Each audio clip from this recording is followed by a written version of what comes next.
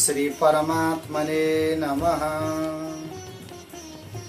माता शैलसुता सपत्नी वसुधा श्रृंगारहारा बली स्वर्गारोहण वैजयन्ती भवतीं भागीरथीं प्रार्थये।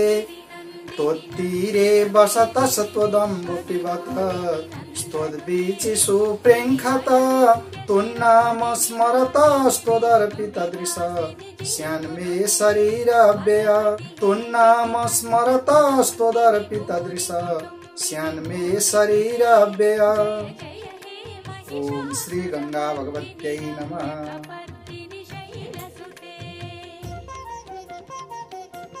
वैशाख शुक्ल पक्षको सप्तमी तिथिलाई गंगा सप्तमी भनेर भनिन्छ र यसै दिनलाई गंगोत्पत्ति भनेर शास्त्रमा उल्लेख गरिएको पाइन्छ। आदरणीय दर्शक महानुभावहरू, भगवती गंगाजीको उत्पत्ति र भगवती गंगाजीको परम पावन महत्वलाई, महिमालाई आज म प्रस्तुत गर्न उपस्थित भएको छु। खास गरी भगवती गंगाजीको उत्पत्ति, जुन भगवती गंगाजीले भगवान पशुपतिनाथलाई पनि शिव यस्तो महान देवता देवादिदेवको रूपमा परिणत गर्नु भएको छ। त्यस्ती भगवती परम पावनी गंगाजीको उत्पत्तिको विषयमा म यहाँ बताउन लाग्दैछु, जसलाई कली कल्मष हारिणी कल कल नादिनी भगवती गंगाजीका नामले हामी पुकारिरहेका हुन्छौं। यस्ती भगवती गंगाजीको उत्पत्ति कसरी भएको हो त? जब सत्य युगमा जो भगवान नारायणको अत्यन्त ठुलो भक्त हुनुहुन्थ्यो प्रहलादजी, उहाँको पुत्र हुनुभयो विरोचन र उहाँको पुत्र हुनुभयो बलि नाम गरेको राजा, जो अत्यन्त शक्तिशाली हुनुभयो। गुरु शुक्राचार्यको सहयोगबाट उहाँ विश्व विजयी बन्नुभयो र सारा देवताहरूलाई पनि परास्त गरेर स्वर्गसम्म उहाँले आफ्नो साम्राज्य फैलाउनु भएको थियो। यो कुराबाट ज्यादै दुखित हुनुभएकी देवमाता अदितिले भगवानको उपासना गर्नुभयो र आफ्नो पतिको उपदेश अनुसार पयोव्रत नाम गरेको व्रत धारण गरेर भगवान यज्ञ पुरुष नारायणलाई जब उहाँले प्रसन्न गराउनु भएको थियो, भगवान यज्ञ पुरुष नारायणबाट उहाँले वरदान प्राप्त गर्नुभयो। भगवान यज्ञ पुरुष नारायण नै उहाँको पुत्रको रूपबाट यसरी प्रकट हुने यस्तो किसिमको वरदान माता अदितिले प्राप्त गर्नुभएको थियो। आफूले दिएको वरदान पूरा गर्नका लागि भगवान यज्ञ पुरुष नारायण नै माता अदितिको गर्भबाट केही समयपछि प्रकट हुनुभयो, जसलाई वामन भगवान भनेर भनिन्छ। यसरी होचो होचो ब्राह्मण बालक बनेर वामन भगवान जब प्रकट हुनुभएको थियो, उहाँको व्रतबन्ध इत्यादि सारा कर्महरू जब पूरा भए, त्यतिखेर भगवान वामनले सुन्नुभयो नर्मदा नदीको तटमा भृगु कच्छ नाम गरेको स्थानमा यसरी बलि महाराजले यज्ञ गरेर बसिरहनु भएको छ। अत्यन्त दानी बलि महाराज हुनुहुन्छ। त्यसो भएको हुनाले बलि महाराजसँग केही मागौं भन्ने इच्छाले भगवान वामन त्यहाँ सवारी भयो। बलि महाराजसँग गएर भगवान वामनले आफ्नो पाउले नापेर 3 पाउ पृथ्वी दानमा माग्नु भएको थियो। यसरी 3 पाउ पृथ्वी माग्दाखेरि बलि महाराजले जब त्यो दान गर्नुभयो, भगवान वामनले बलि महाराजको त्यो ऐश्वर्य हरण गरेर फेरि देवताहरूलाई फिर्ता गर्नका लागि आफ्ना पाउलाई जब बढाउनु भएको थियो, एउटा पाउले समग्र पृथ्वी तल नाप्नु भयो, अर्को पाउ माथि माथि बढाउँदै जाँदाखेरि स्वर्ग सत्य लोकसम्म भगवान वामनका पाउ पुगेका थिए।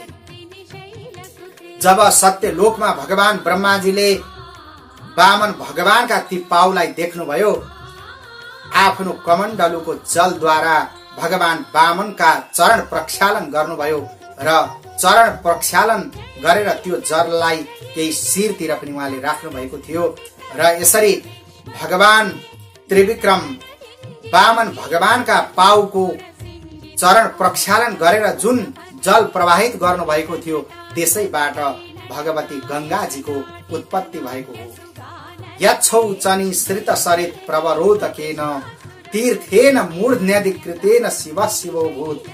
यस्तो किसिमको जो भगवान शंकरजीलाई पनि अत्यन्त परम पावन भूत भावन महादेवलाई देवादिदेव बनाउने जो भगवती गंगाजी हुनुहुन्छ, उहाँका यी परम पावन चरित्रहरू यसरी प्रकट भएका थिए र यसरी यही वैशाख शुक्ल सप्तमी तिथिमा नै भगवती गंगाजीको प्राकट्य भएको थियो। जुन भगवती गंगाजीले आज समस्त विश्वलाई समस्त जीवलाई अत्यन्त परम पावन गरिरहनु भएको छ, अत्यन्त पवित्र गराइरहनु भएको छ। भगवती गंगाजीको स्वरूप नै सारा कलिका कल्मशहरूलाई समाप्त गर्ने र जीवलाई अत्यन्त पवित्र तुल्याउने त्यस्तो किसिमको स्वभाव, त्यस्तो किसिमको एउटा चरित्र भगवती गंगाजीको रहेको छ। किनभने हामी वैदिक सनातन धर्मका जो अनुयायीहरू छौं, हामीहरूले गर्ने सबै शुभ कर्महरू, सबै मांगलिक कर्महरूमा हामीलाई अवश्य पनि गंगा जल आवश्यकता पर्दछ। गंगा नदी त हामीहरूबाट टाढा हुनुहुन्छ, तर गंगा जल हामीलाई हरेक कर्ममा आवश्यक पर्दछ। त्यति मात्र होइन, जो कुनै पनि शुभ कर्म अथवा मांगलिक कर्म गर्नका लागि देहलाई पवित्र गराउन, देहलाई शुद्धि गराउनका लागि हामी जो पञ्चगव्य प्राशन गर्दछौं, तर कतिपय स्थानमा पञ्चगव्य प्राप्त हुन सक्दैन। त्यस्तो पञ्चगव्य प्राप्त नभएका ठाउँमा पनि गंगा जलद्वारा शरीरलाई शुद्ध गर्न सकिन्छ। त्यसैगरी बाह्य रूपमा र आन्तरिक रूपमा पनि शरीरलाई शुद्ध गर्ने एक मात्र माध्यम भगवती गंगाजी हुनुहुन्छ। यसरी गंगा जलको माध्यमद्वारा हामीले आफूलाई पवित्र गराउँदछौं।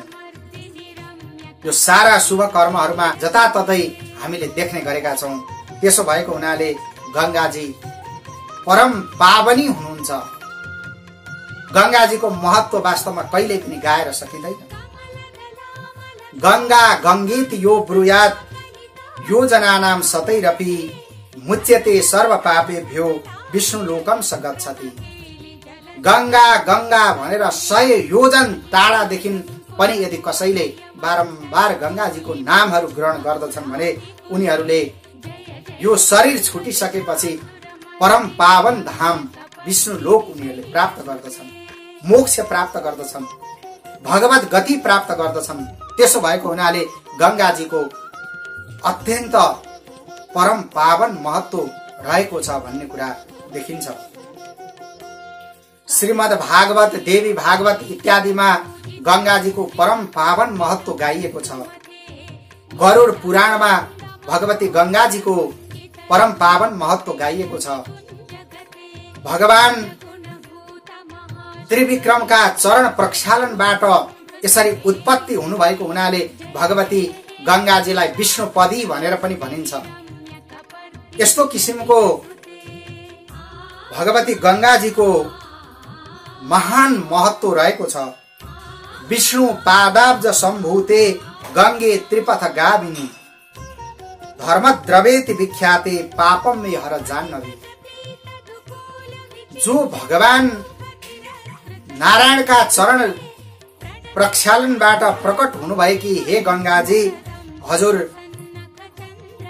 समस्त संसारलाई पवित्र गराउन प्रवाहित भइरहनु भएको छ। सत्य लोकमा पनि प्रवाहित हुनुहुन्छ, त्यसैगरी स्वर्ग लोकमा पनि प्रवाहित हुनुहुन्छ र त्यसैगरी मर्त्य लोकमा पनि प्रवाहित भइरहनु भएको छ। यसरी धर्मका सम्पूर्ण थोपाहरूलाई लिएर प्रवाहित भइरहेकी हे जाह्नवी, हे गंगा, हजुरले मेरा सारा पापहरू हरण गरिदिनुहोस् भनेर बारम्बार भगवती गंगाजीको प्रार्थना गरिन्छ। जहाँसुकै जुनसुकै स्थानमा हामी जुनसुकै नदी नाला इत्यादि जल जलाशय जहाँ गए पनि सबैभन्दा पहिलो नाम हामीले गंगाजीको लिने गर्दछौं। हामी घरमा बसेर स्नान गर्न लाग्दैछौं तर हामी गंगाजीको नामलाई बारम्बार स्मरण गरिरहेका हुन्छौं। गंगे च यमुने चैव गोदावरी सरस्वती नर्मदे सिन्धु कावेरी जलेस्मिन् सन्निधिं कुरु। सबैभन्दा पहिलो नाम भगवती गंगाजीको लिने गरिन्छ। गंगाजीको बारम्बार हामी प्रार्थना गर्छौं। नमामि गंगे तव पाद पंकजं सुरासुरैर्वन्दित दिव्य रूपं भुक्तिं च मुक्तिं च ददासि नित्यं भावानुसारेण सदा नराणाम। हे गंगाजी, प्रत्येक मानिसहरूका भाव अनुसारका मनोकामनाहरूलाई हजुरले पूरा गरिदिनुहोस्। यस्तो किसिमको प्रार्थना बारम्बार हामी गंगाजीसँग गरिरहेका हुन्छौं। जसले अन्त समयमा मरणासन्न अवस्थामा गंगा गंगा भनेर यस्ता दिव्य नामहरू भगवती गंगाजीका नामहरू उच्चारण गर्छन् भने तिनीहरू दिव्य लोक भगवत लोकमा उनीहरू जान सक्छन्। फेरि फर्केर यो पृथ्वी तलमा आउनु पर्दैन भनेर गंगाजीको महान महत्व बताइएको छ। अग्निम प्राप्य यथा तार्क्ष तूल राशिर विनश्यति यथा गंगाम्बु पानेन पातकम भस्मसाद भवेत्। जसरी अग्निमा लगेर कुनै कुराहरू राख्थ्यो भने अग्निले सारा वस्तुहरू पचाइदिनुहुन्छ, त्यसमा पनि जो कपासको थुप्रोमा अग्नि लगाइदियौं भने त्यो कपासको थुप्रोलाई अग्निले जसरी सम्पूर्ण रूपमा समाप्त गरिदिनुहुन्छ, त्यसै गरी जसले गंगा जल पान गर्नु भएको छ, जसले गंगा जल पिउनु भएको छ भने ठुलो पातकी भए पनि त्यस्ता मान्छेहरूका सारा पापहरू नष्ट भएर जान्छन्। यस्तो किसिमको गंगाजीको महान महत्व बताइएको छ। जुन भगवती गंगाजीलाई आफ्ना पुर्खाहरूको उद्धार गर्नका निमित्त महाराज भगीरथले पृथ्वी तलमा ल्याउनु भएको थियो। गंगोत्तरीदेखि पूर्वतिर हुँदै हुँदै गंगाजी अहिले भारतवर्षलाई पवित्र गराउँदै प्रवाहित भइरहनु भएको छ। समुद्र पर्यन्त भगवती गंगाजीका यी महान महत्व रहेका छन् र आद्य गुरु शंकराचार्य लगायत ठूला ठूला कवि विद्वानहरू सन्त महात्माहरूले गंगाजीको ज्यादै ठूलो स्तवन गर्नुभयो। उहाँहरूले कसैले गंगाष्टक लेख्नु भएको छ, कसैले गंगा लहरी लेख्नु भएको छ। यसरी भगवती गंगाजीका स्तवन महान महान सन्त महापुरुषहरूले गर्नु भएको छ र त्यसो भएको हुनाले गंगाजी अत्यन्त महान हुनुहुन्छ भन्ने कुरा हामी जान्न सक्दछौं। गंगाजी भगवान श्रीकृष्ण र राधाजीको अंगबाट पनि प्रकट हुनु भएको हो भन्ने कुरा देवी भागवतमा उल्लेख गरिएको छ। राधा कृष्णांग सम्भूता भुक्ति मुक्ति फलप्रदा कृष्ण स्वरूपा परमा सर्व ब्रह्माण्ड पूजिता। देवी भागवतको 9औं स्कन्धमा भगवती गंगाजीलाई संकेत गर्दै यो बताइएको छ। भगवान राधा कृष्णको अंगबाट प्रकट हुनुभएकी भुक्ति र मुक्ति प्रदान गर्न समर्थशाली हुनुभएकी भगवती जो गंगाजी हुनुहुन्छ साक्षात भगवान श्रीकृष्ण स्वरूप नै हुनुहुन्छ र सम्पूर्ण ब्रह्माण्डमा भगवती गंगाजीको पूजा हुन्छ। त्यसो भएको हुनाले भगवती गंगाजी महान हुनुहुन्छ भन्ने कुरा हामी जान्न सक्दछौं। आचार्य शंकरले भगवती गंगाजी सँग यस्तो प्रार्थना गर्नुभयो जुन प्रार्थना सारा हामी जीव मनुष्यहरूले गर्न सक्यौं भने वास्तवमा फेरि यो संसारमा यो विषयागारमा हामीले पर्नु पर्दैन भन्ने कुरा देख्न सकिन्छ। आद्य गुरु शंकराचार्य भगवती गंगाजीसँग प्रार्थना गर्दै भन्नुहुन्छ, हे भगवती, हजुरको यो तीरमा आएर म यही गंगा जल पान गरेर बस्न सकौं र यो संसारका विषय इत्यादिबाट टाढा रहेर भगवान श्रीकृष्णको आराधना गरेर हजुरकै तटमा म बस्न सकौं। किनभने हजुर यो कलिका सारा कल्मशहरूलाई समाप्त गरेर भगवत मार्गको भगवत धामको जो सिंढी जस्तो भएर बस्नु भएको छ, त्यस्तो भएको हुनाले हे गंगा माता, हजुर हामीसँग प्रसन्न हुनुहोस्। यस्तो किसिमको प्रार्थना आचार्य शंकरले गर्नु भएको छ।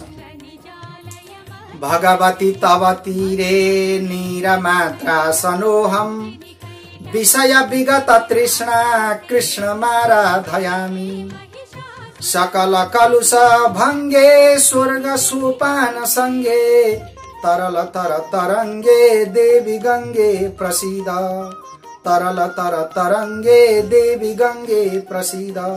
भगवती गंगाजीलाई प्रार्थना गर्दै यसरी आद्य गुरु शंकराचार्यले पनि महान कामना गर्नु भएको छ। त्यसै भएको हुनाले आज हामी पनि भगवती गंगाजीसँग यही प्रार्थना गरौं, हे भगवती गंगाजी, हाम्रा यी सारा पापहरूलाई पखालेर हामीलाई अत्यन्त पवित्र बनाएर भगवान श्रीकृष्णका चरणार बिन्दमा भक्ति गर्न सक्ने त्यस्तो समर्थशाली तुल्याउनुहोस्। हे भगवती गंगाजी, हामी भगवान श्रीकृष्णको आराधना गर्दै गर्दै यस भवसागरबाट सदा सदाका लागि मुक्त बन्न सकौं, यही कामना भगवती गंगाजीसँग गर्दै यही प्रार्थना भगवती समक्षमा गर्दै आज म गंगाजी सम्बन्धीका वाणीहरूलाई यही विश्राम गर्दछु र भगवती गंगाजीले हामी सबैको कल्याण गर्नुहोस्। भगवती गंगाजीलाई बारम्बार म प्रणाम गर्दछु। ओम अम्बे अम्बिके बालिके नमानयति कश्चन ससत्यस्वकः सुभद्रिकां काम्पीलवासिनीम्। ओम गंगा देव्यै नमः। ओम गंगा देव्यै नमः। ओम गंगा देव्यै नमः।